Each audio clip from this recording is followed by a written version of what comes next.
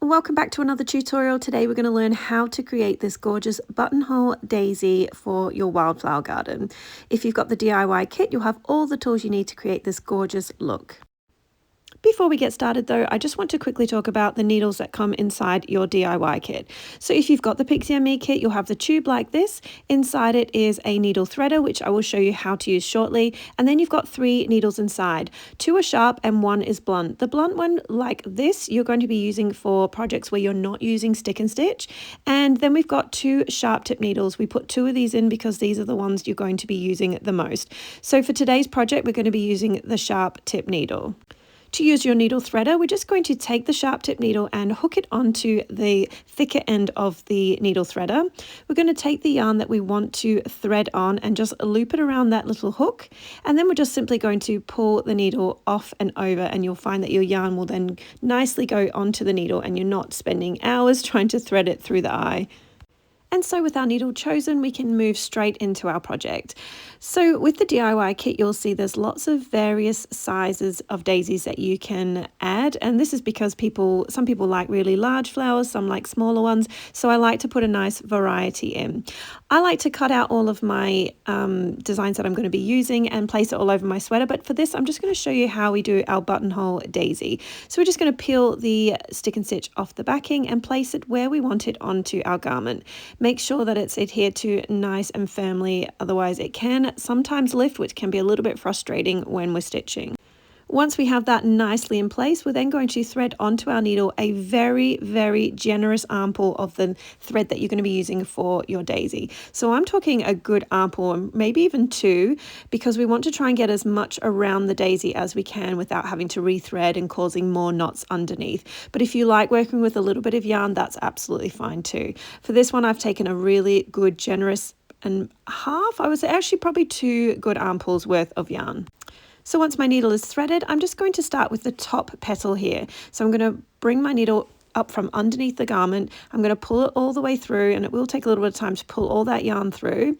But once it's through, we're just going to leave a small tail off underneath, which we're going to tie off to later.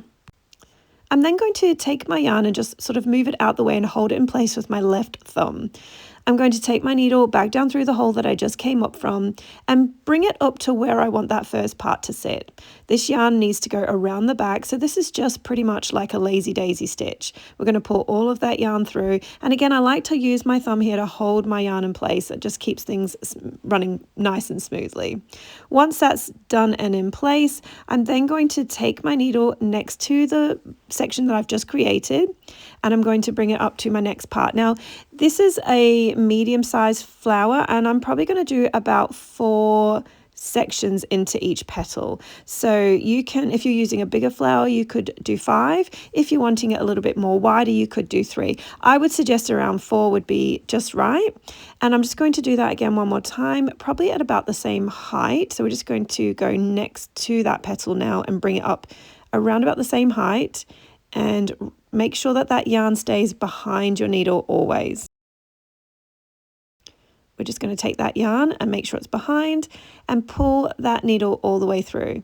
Now this is my last little section for this petal, and I want it to be petal shaped. So it's really important here to make sure that your next stitch is smaller. So it's going to be the same height as the first one that you started, and you'll see me do that here. I'm just going to take my needle down next to that last one, and I'm just going to bring it up, but I'm bringing it down slightly from the previous one just so that I don't create that sort of box shaped petal. So we're just going to bring it up to about there and wrap my yarn around again, and then we're going to pull that through, and then that is my first petal fully complete, and I can see that 4 is just perfect for this size. So we're just going to anchor that down now with a stitch, which means we just have to take our needle over our previous little section and pull all that yarn through. Now because we've got plenty of yarn on our needle, we can then just continue with this motion all the way around. So we're just going to do that for all of the petals all the way around. And once we're there at our final stitch, we can then anchor it down, and then we can then flip over, and we'll see that we've now got 2 tails, and these 2 are actually quite nicely together, which means I can tie them off in a triple knot nice and secure. If you found that your starting tail is further away from your ending tail, you just have to weave through your work to bring those two tails together. We'll snip away the ends there, and that is our first little section complete. Next, we're going to add to this our gorgeous little center. For this, I'm taking a really generous arm pull again of the yellow yarn. You can use whichever color you like. And for this, we're going to do just a very simple French knot. So we're going to pull our yarn all the way through, making sure to leave a tail underneath. And I'm just going to zoom in for this a little bit because the French knot is a little bit complicated sometimes. People find this can be a little bit challenging. We're just going to take our yarn and wrap it around our needle, and then we're just going to feed it in, but make sure you do not go down the same hole. We need to give that bottom yarn a bit of a pull to create that knot, and then pull it all the way through. Now this stitch does take a little bit of practice. I have lots of tutorials on how to do this. Usually with a French knot, we would wrap around 3 times or 2 times, but because I don't want it to be too bold, I'm just going to go around once, and it's a lot easier to manage also. So we're just going to continue like this. Make sure you give that bottom yarn a little bit of a tug to create that little ball, and then we'll pull all the way through. And we're just going to continue like this all the way around until this centerpiece is nice and full. And once we've finished our last French knot, we can then flip over, and you'll see you've got 2 tails again. We're going to tie those off into a triple knot and snip away any excess yarn.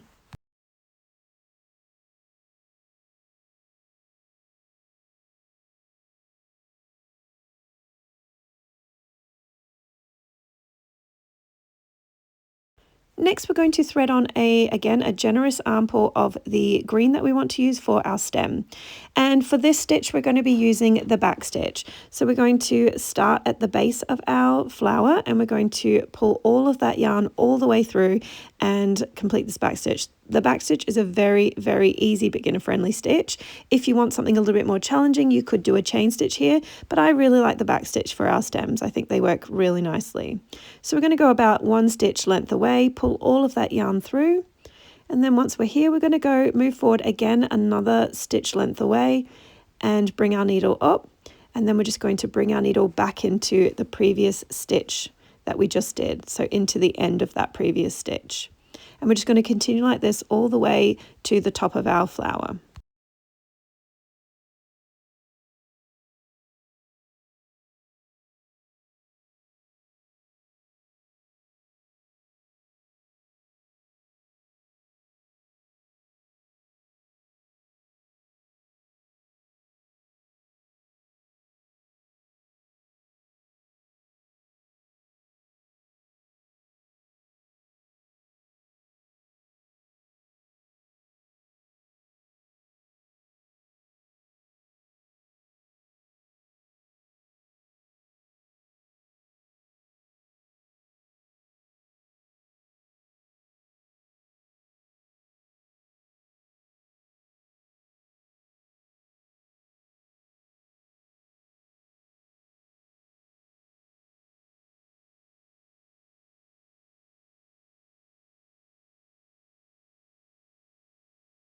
And now that we're there, we're just going to take our needle across, and we're just going to start our leaf stitch. So we're just going to bring a straight stitch into the middle part of our leaf, and then we're going to bring our needle to the right side, but you need to come slightly down. So if you were to go parallel to the previous stitch, you would create this box leaf. So we want to give it a beautiful leaf shape. We're just going to take that stitch into the center again. And then we're going to repeat this on the other side. So we're just coming down ever so slightly. It's only about 1 millimeter. And we're just going to bring that needle up and take it again into the center of our leaf. And we're just going to continue like this all the way until we get to the bottom.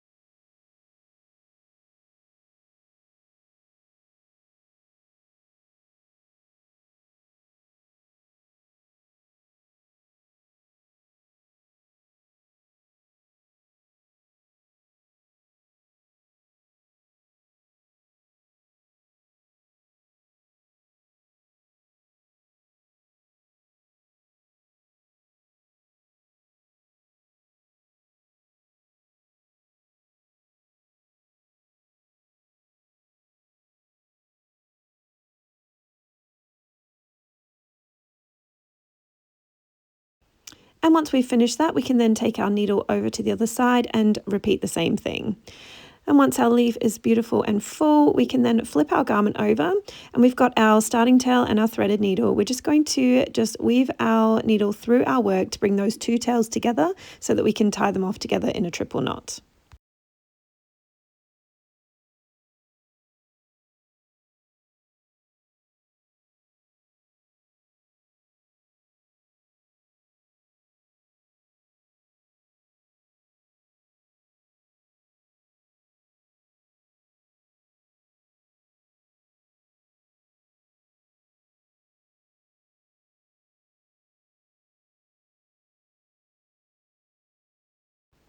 And that is all done. Your beautiful, gorgeous daisy is now complete.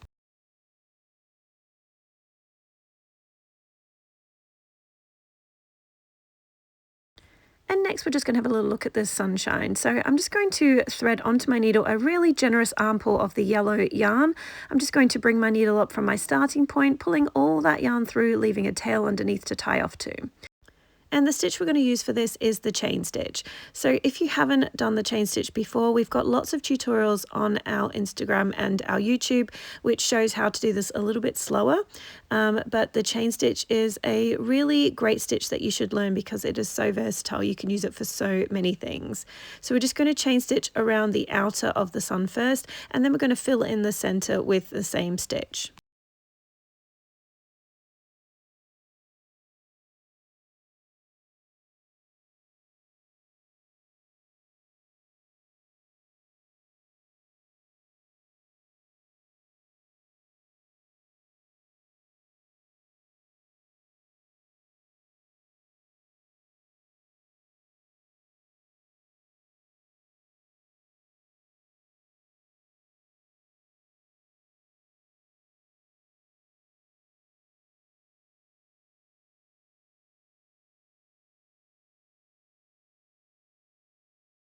And once we finish that, I'm going to show you now how we finish off a circle so that it looks really flawless. We're just going to take the opposite end of our needle, and we're just going to thread it through our first chain, pull that yarn all the way through, and then we're just going to take our needle and anchor it into our last chain.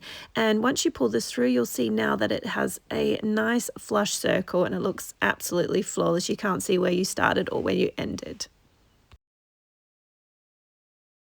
And now we're just going to continue again with another circle of chain stitches until this whole center part of the sun is complete.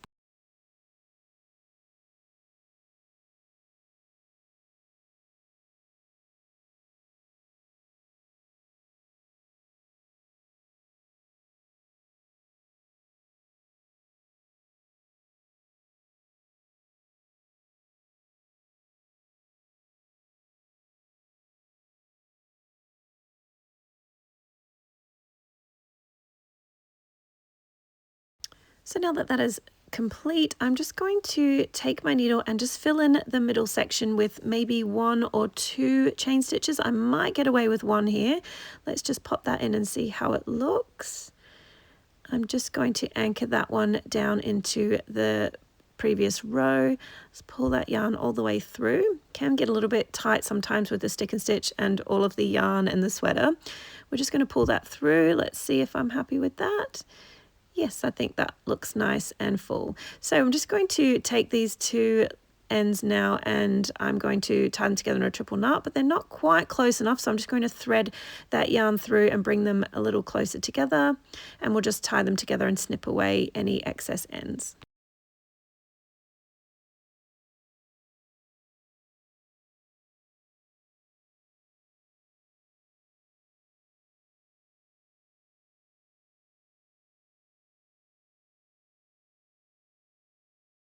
Next, I've threaded on some more yellow yarn, another good armful, and for this I'm just going to do a whole heap of straight stitches. This is nice and easy. We're just going to pull that yarn all the way through, leaving a tail, and we're just going to go in and do a straight stitch. Now if I move over to the next one without weaving it, I'm going to get some gathering. So let's just weave that through once or twice to bring my needle to our next one. So I'm just going to weave that through. Oh, we've caught our starting tail there. And then I can then flip over, and my needle is in a better position now to do another straight stitch. So we're just going to continue like this all the way around until our sun is all complete. This is a very beginner way to stitch your sun. You can of course do little chain stitches here if you wanted to, but I think this works really nicely. It's nice and simple.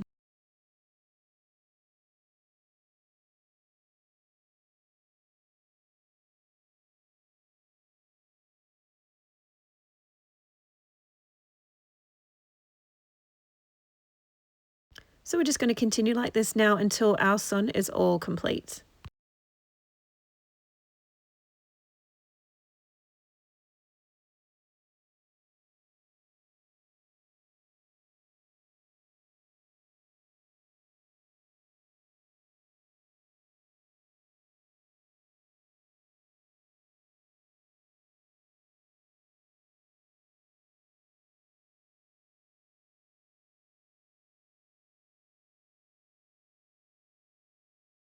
And once that's all finished, we can then turn our garment over, and of course, as usual, we're just going to find our two tails and tie them off in a triple knot.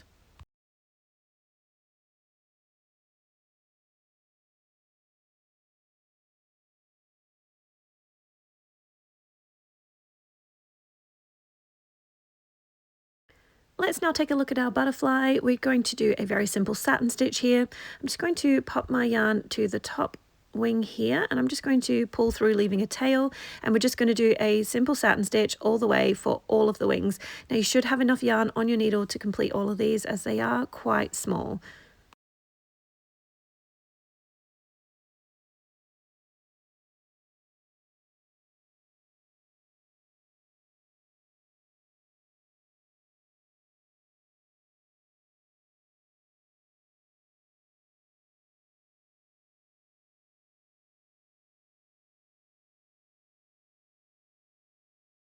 And now that we've finished all of the wings, we can then flip our garment over and of course tie off as we have been with the triple knot. Now if your two tails are not together, you're just simply going to weave through your work and bring them nicely together so they can tie off and snip away any excess ends.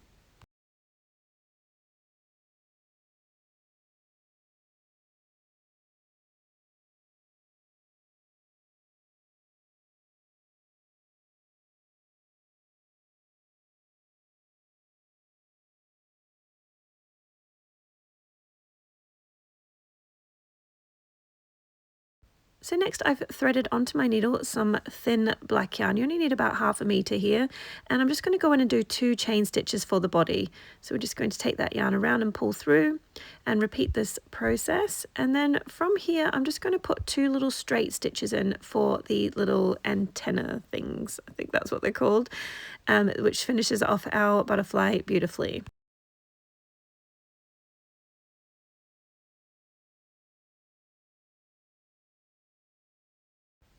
So we'll just take our needle now into a little straight stitch, so keep it threaded as we are, and just bring that down, and then we're just going to come up from the right side underneath and then tuck your needle into the body of the butterfly. And that is all finished. So then we can tie off underneath. Of course, as always, we're just going to bring those 2 little tails together into a triple knot.